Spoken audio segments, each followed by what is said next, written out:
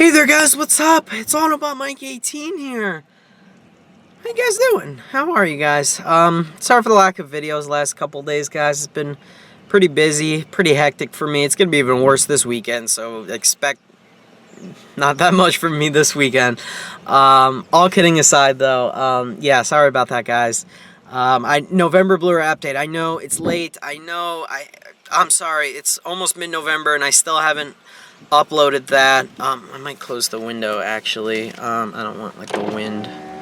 I'll close that halfway. I don't want the wind to screw up my audio. Okay, but yeah, November Blu-ray update. I know it's late. I'm sorry about that. I will try to get it up as soon as I can, guys. I haven't even shot it yet, so I gotta work on that. Anyway, in this video, guys, I did get a chance this weekend, very fortunately, to take a break from everything for 2 hours and sneak off to the movies to see Steve Jobs. That's right, guys. This is a movie review, and I am going to be reviewing Steve Jobs in this video. I know this movie came out October 26th in wide release, and like 2 weeks before that in limited release. So this review is pretty late, but I just did not get a chance to see the movie the last couple weeks. I finally got to see it. So now I'm going to review it for you guys. Sorry I don't have a poster either. I'm in my car and I'm doing a review. I just didn't have time to shoot a normal review. Sorry about that as well. And sorry for the background mess. See those like crates and everything? See all that crap? Yeah, that's stuff that's in my truck. I got a big shoot this weekend that I'm directing, and I literally rented out the entire film store where me and my class rent equipment.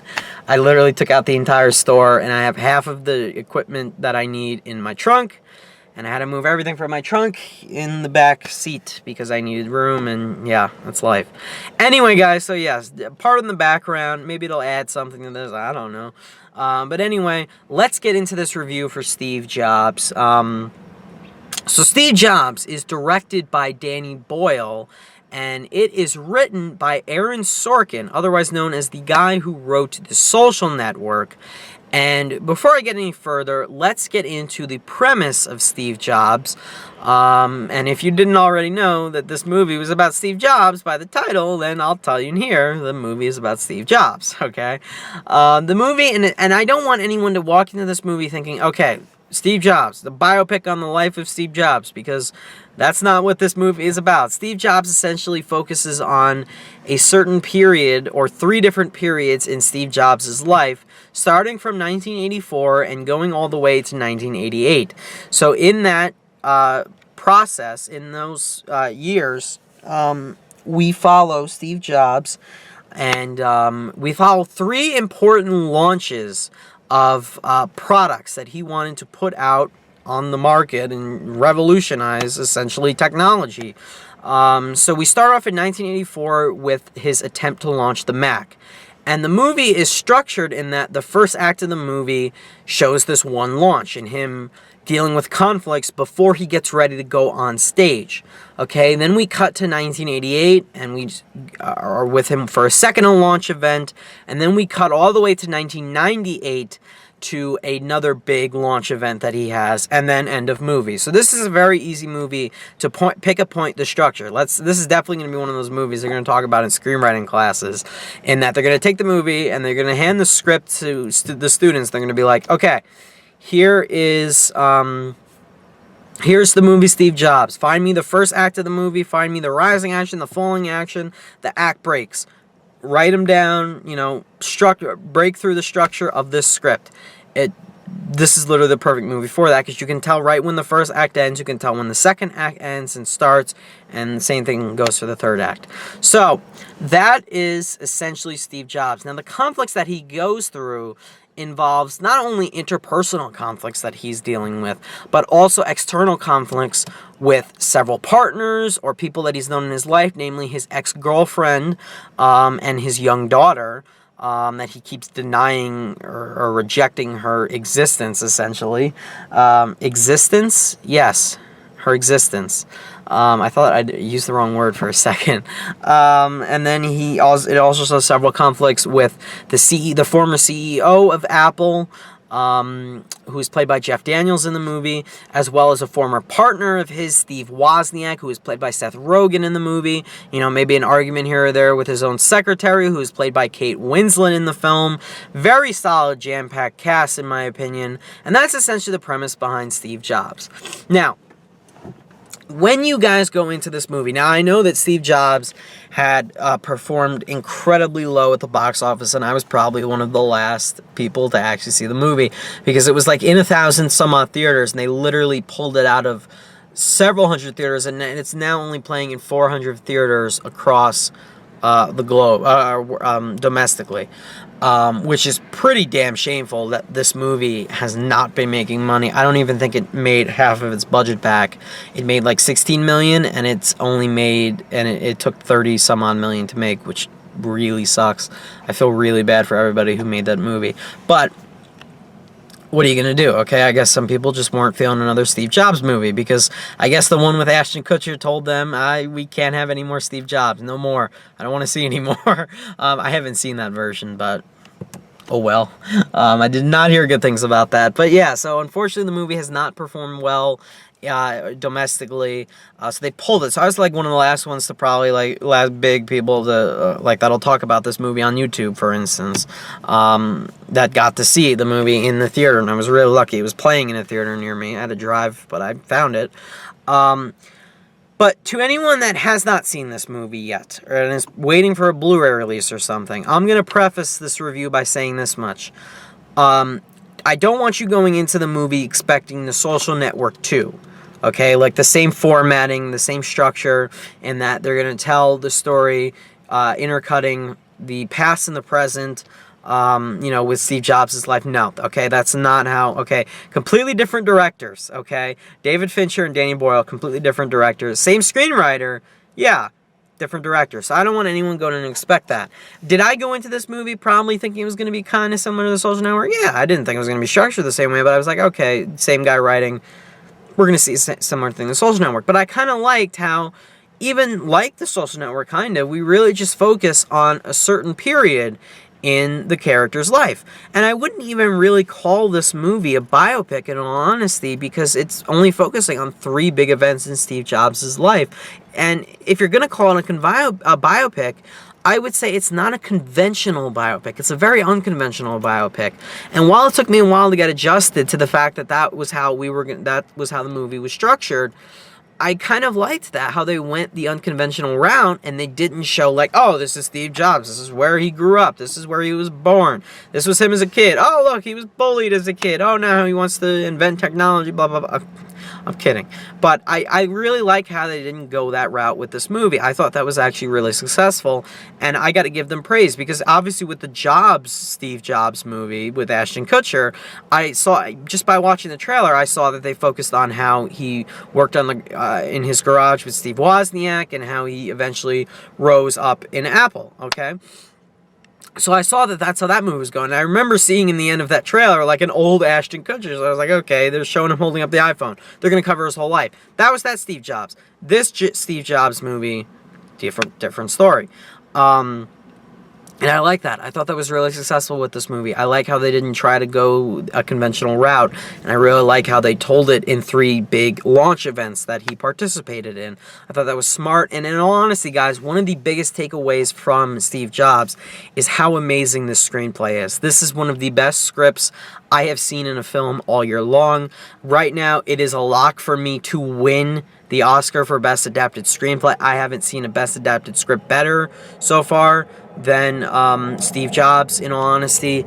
The movie is so dialogue heavy. That is, I think, why it's so successful, because it's good dialogue, okay? It's good arguments. It's good conflicts between characters. And not only is it tense, I guess, in that sort of sense, like in the buildup of conversation, but it's also pretty funny. Steve Jobs makes a lot of interesting remarks about certain things. There's a lot of, like, really, like, subtle humor in the movie that I actually bought. I thought it was funny. You know, there's some chuckles here or there between characters that I thought worked very well for me in the movie, actually, and I really liked. So props to the script. It's charming, it's fierce, it's dialogue heavy, but it's not the type of dialogue that makes you sit there like, you know, like you're drawing Z's or whatever, you're falling asleep in your chair in the theater. No, like, you're engaged thoroughly into what these characters are saying, the conflicts that they're going through, and I really, really liked that about the movie. Those are the props I absolutely have to give to Steve Jobs. I was forgetting my train of thought for a second, but yeah, it's one of the best scripts you've seen you're gonna see in a film all year long, and it's obviously fueled so incredibly well by the incredible performances in this movie. Let's start off with Michael Fassbender as Steve Jobs. Now, as soon as I heard that he was cast as Steve Jobs in the movie, I winced, because I was like, I love Michael Fassbender, don't get me wrong. Shame, in my opinion, is one of the best films of the 21st century, and one of my favorite films of all time, actually. And I think that's one of the best performances we've seen so far of the 21st century. Okay, so I think he's an incredible actor. Appearance-wise, though, I wasn't buying him as Steve Jobs. It's like, that guy does not look at all like Steve Jobs. But I hope he'll get to transform and turn into the character himself. And what do I know? Michael Fassbender killed it in this role. I love how he made everyone around him, like, uncomfortable. You know, not like the Johnny Depp in Black Mass uncomfortable, like, oh, these people are fearful of him. Like, these people are, like, trying to sort of compromise with Steve Jobs. And Steve Jobs is such a persistent guy. He's like, I want this way. If he has something planned out a certain way, he is going to make sure that that damn plan is carried out. Okay, he is not going to settle for any less. He wants things to go his certain way. He's persistent. He's prevalent. He wants just everything carried out the way he foresaw it, essentially. Okay, and yeah, I'll make an adjustment here or there, but he is one harsh son of a bitch. Okay, and the other thing that I loved, not only about the script, but about the decision of the filmmakers to portray him. Some biopics are definitely going to portray people in a good light when they're flawed human beings, okay? And Steve Jobs was a flawed human being, okay? The guy was a bit of a jerk, all right? He was kind of an asshole, all right? It's even pointed out by several characters in the movie. The guy he's an asshole, all right? And I love how in this movie they show us that, and they show us that side of Steve Jobs. They didn't hold back on that.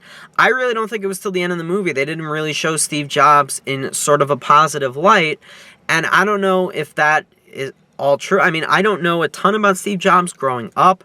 Like, I didn't grow up with Steve Jobs, okay? I only really knew a ton of him about how he worked with Pixar for a bit in his life, because I watched a doc on him and Pixar. But if he was as an asshole as he was portrayed in the movie, I think they portrayed it incredibly well. And hats off to Michael Fassbender for pulling off that type of role. Because you could tell it's not an easy role to not be a likable character. Because yes, he's an incredible visionary and he's an incredibly brilliant man. And we sort of see that unfold in this movie. But at the same time, how does he reach that status in his life? By being this sort of jerk and treating people differently than they sort of want to be treated. Not giving certain people credit where credit is due, essentially. And that was really ultimately one of Steve Jobs' flaws, and Michael Fassbender pulled it off brilliantly. One of the best performances you're going to see in a film all year long. Kate Winslet plays his, like, Polish secretary who follows him around and has to deal with his crap throughout the whole movie. She was excellent. One of her best roles I've seen her in a while, in my opinion. She was great. Seth Rogen, man, as soon as I saw him cast in this movie, I was like, oh no, please tell me he has a small role. And I see he had a much bigger role because Steve Wozniak and Steve Jobs were very close partners when they were in the garage with each other at the very early part of Steve Jobs' life. And I like how they sort of used flashbacks here or there to go to those moments in the movie. They didn't just cut to them, you know, and show him. But Seth Rogen, man, surprised me as well. I mean, I would be surprised if he got Oscar nominated, but I wouldn't be upset because I thought he was great in the movie. You kind of felt bad for him after a while in the movie because of just how Steve Jobs was acting towards him and not really just allowing him to get credit for credit that he deserved. But Seth Rogen was great. And another one who knocked it out of the park for me in this movie was Jeff Daniels. Jeff Daniels killed it for me in this movie, playing like the CEO in conflict with Steve Jobs. I love this great moment between him and Michael Fassbender in the final act of the movie. It's in like Steve Jobs' like dressing room or whatever, like this like conference room or whatever. I don't know. Great moment between the two of them. Really good. Excellent cast. All of them knocked it out of the park. Incredible performances.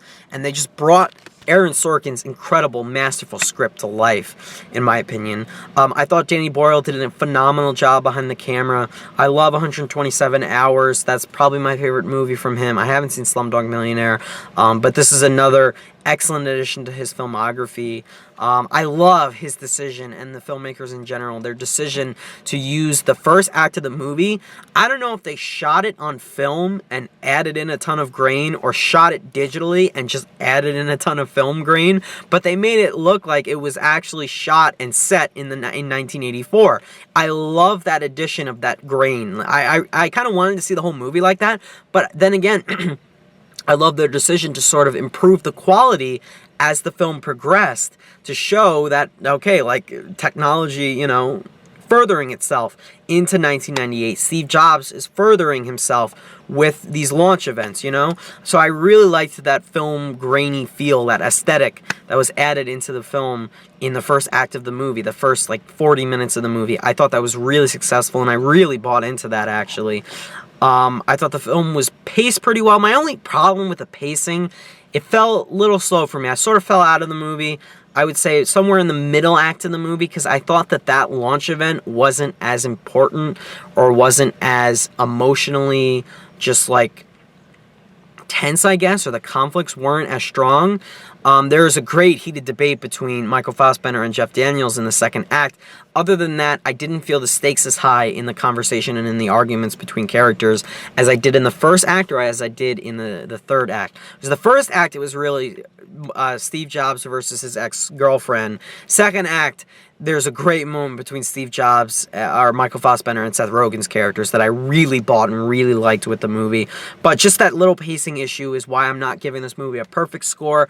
Other than that, they did not hold back on portraying Steve Jobs in a positive light. They showed the nitty-gritty. They got down to it. They got down to it. They didn't, you know, bullshit around or anything. And I really loved that about this movie. It was an unconventional biopic of sorts that really worked well for me. Excellent performances. Excellent writing. Just incredible screenwriting. Okay, anyone who wants to be a screenwriter, take take a few notes from Aaron Sorkin, man. The guy can really throw in not only subtle humor, but he has staged some incredible just external conflicts between characters and interpersonal conflicts of characters that are dealing with their own sort of demons. And I really like that sort of journey, or that arc, that Steve Jobs goes through in this movie. And that's why I love Steve Jobs. It's one of the best movies of the year so far. I am going to give Steve Jobs a solid grade of a 9 out of 10, or an A-. Guys, I know they've been taking this movie out of pretty much every single theater across the U.S., if you have not yet seen the movie and you'd like to, if it's playing in a theater near you, seize the opportunity and go see this movie if you can. It's definitely worth it, guys. I really enjoyed it. So thank you guys so much for watching. Hope you guys enjoyed my review. I will see you all in my next video, hopefully. Bye, guys.